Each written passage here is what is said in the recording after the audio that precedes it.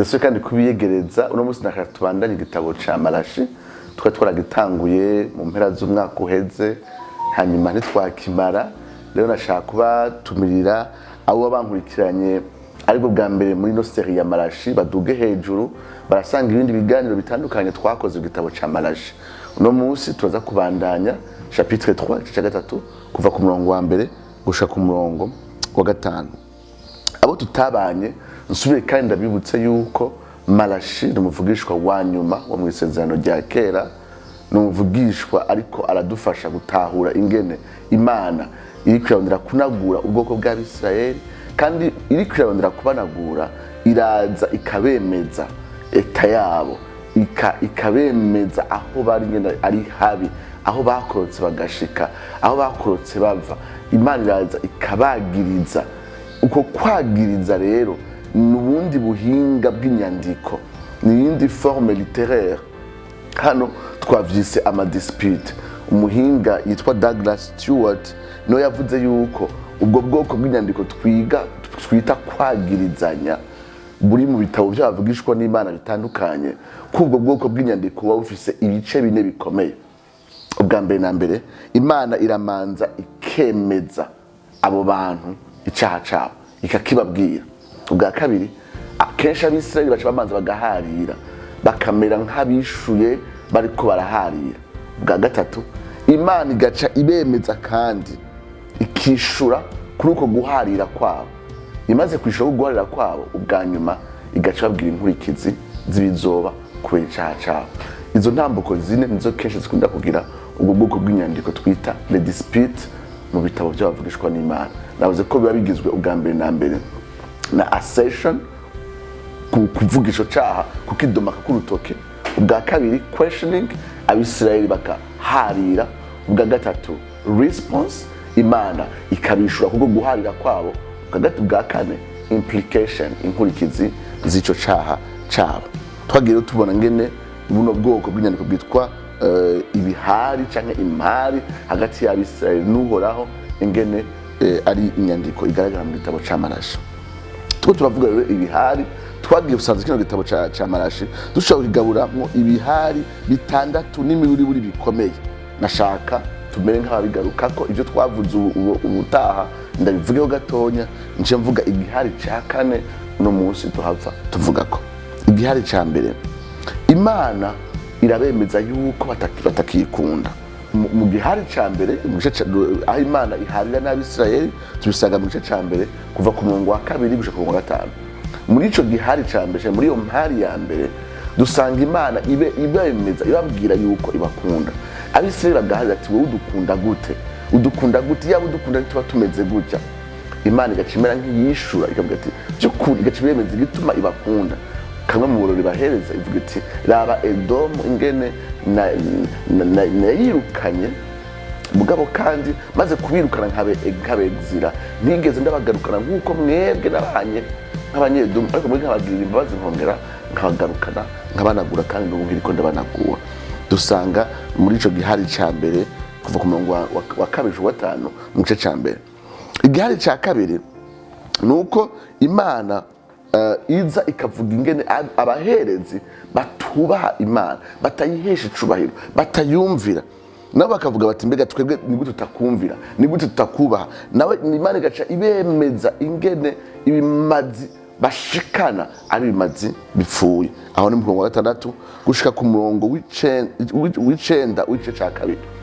Ico gihari ca kabiri kiva ku murongo wa gatandatu w'igice ca mbere gushika ku murongo w'icenda w'igice ca kabiri. Aho hose Imana iragiriza abaherezi ingene batayisezerano ingene batayubaha kandi batayubahisha mu Bisirayeli ciye mu bimazi. Ico nasho nyene twarakiganiriyeko. Igihari ca gatatu gikomeye kiva ku murongo wa 10 w'igice ca kabiri gushika ku murongo wa 16. Aho naho Malachie abariko arahamagarira Abisirayeli bagenzi biwe avuga ati erega dufise Imana imwe erega turi ubwoko bumwe kubera iki hari umujyano hagati mu gihugu. Malachie kambere Uhoraho agaca abandanya aganiriza bise biciye muri Malachie abemeza igituma ntibishe gusa isezerano hagati yabo n'Imana, ariko no hagati yabo na bagenzi babo barishe isezerano. Umwe wese ahemukira mugenzi we mu kibano, hanyuma nabubakanye bagahemukanira. Niho Imana ivuga ati jewe Uhoraho ndanka ukwahukana. Ati ni kubera iki wataye umudamu wo mu busore bwawe, wo mu bucance bwawe. Twarafashe umwanya tumera nk'abavuga kuri iyo dispute, no kwita dispute ya gatatu ijanye n'isezerano hagati ya twebwe n'abagenzi bacu, haba mu kibano haba mu ngo zacu. Uno munsi tugatwe kuri dispute ya kane, na nkuko nabivuze dispute yacu ya kane ni novuga ni dispute imera nk'iyigaruka kubijanye n'ingene Uhoraho agira anagure babaherezi babandi bagirizwa muri ya mpari ya kabiri, hariya mu gice cya kabiri ku gatandatu, mu gice cya mbere ku gatandatu mu gice cya kabiri ku murongo w'icenda. Hano Uhoraho agarutse naho bihera mu mpari dusanga harimo isezerano. Impari hera mu gice cya kabiri ku murongo wa 17 ngo Uhoraho mwaramurambiye n'amajambo yanyu.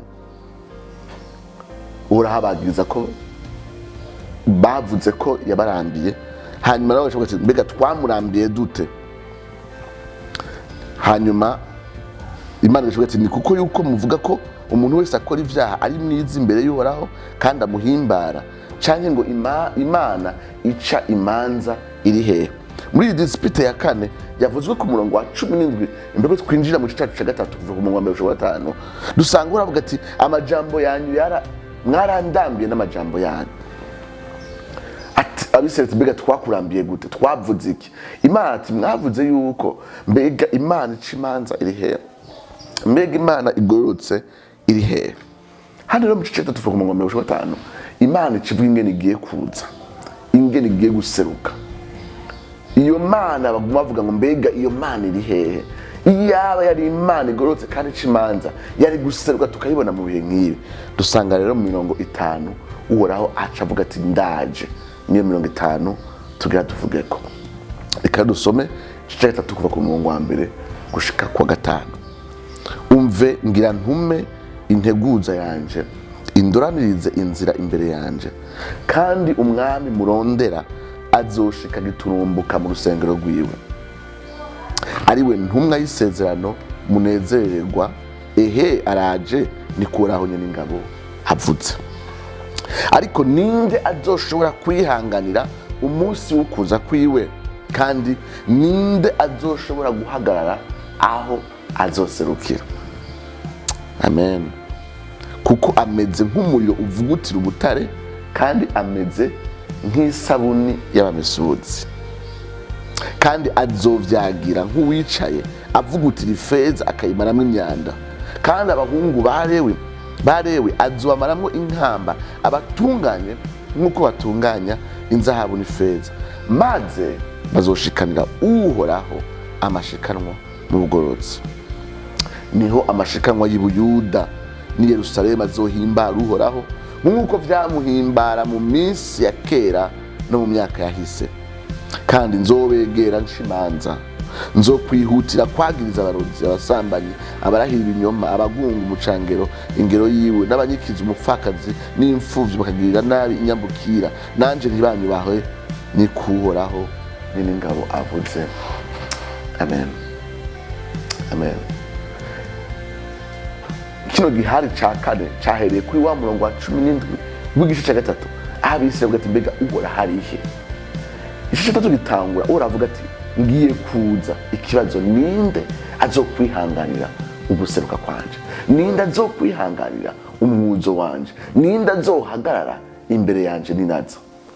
Ni kenshi twifuza ko Imana igaragara ariko tutiteguye guhura nayo. Ni kenshi tunifuza ko Imana yiserura ariko tutiyumviye neza ibiba hamwe Uhoraho yiseruye. Uravye imirongo unayisomye urabona ko imirongo bwa mbere ijanye na jugement de Dieu, urubanza rw'Uhoraho ku banyavyaha hamwe n'ubuntu bunagura abantu bayo. Ibino bintu biravye vyose birajanye. Iyo ikanguro rije, iyo Imana ije kunagura iracira n'urubanza abanyavyaha. uravye mu gitabo c'ivyakozwe n'intumwa dusanga hari ikanguro ridasanzwe ku buryo abantu ngo badandaza ivyo bafise vyose ngo bakabizana bakabishira ku birenge vy'intumwa.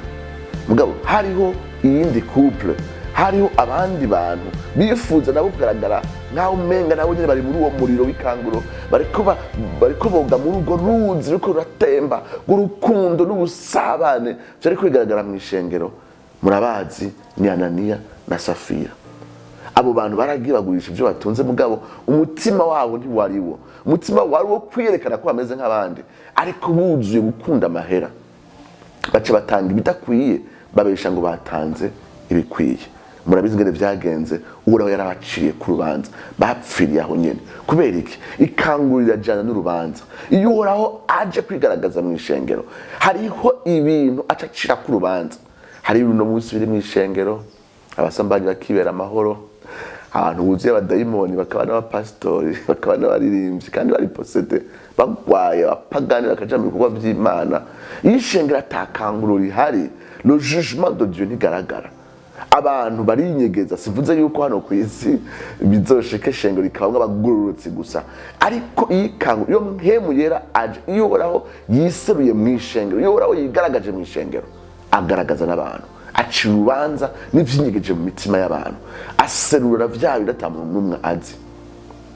Nkuko tubona muri kino gitabo rero ca Malachie, azoza aje kunagura abahungu barewe ngo yongera acira urubanza imigwi itandukanye yagiye iradondagwa hariya ku murongo wa 5. Nkuko ikanguro ryama rijana n'urubanza rw'Imana. Rero kino kibazo cabajijwe ngo Uhoraho agiye kuza, mbega ninde azohagarara imbere yiwe? Turakunda bati turakeneye ko Uhoraho aseruka amakoraniro yacu, turakeneye ko Uhoraho yigaragaza hagati yacu, ariko ari Imana twiteze ngo vy'ukuri nije mukeneye. Ninde ashobora kwihanganira ukubaho kwanje? Amakoraniro menshi yacu twokwifuza ko aguma uko nyene, twokwifuza ko aguma uko nyene, aho tuvuga ngo dukeneye ikanguro imbere mu mitima yacu, kubera tutiteguye kuriha ikiguzi cyo guhura n'Imana, tutiteguye kwambura ivyaha vyose na vya bindi vyose bidashobora guhagarara imbere y'ukwera kw'Imana.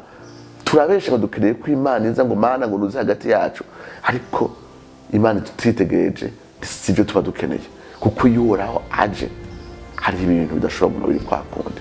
Niyo mpamvu Uhoraho yabaje ati mwavuze ngo Uhoraho ngo ari hehe? Agiye kuza. Ikibazo niyaza, ninde yiteguye guhagarara imbere y'Uhoraho? Ninde yiteguye guhagarara imbere y'Uhoraho?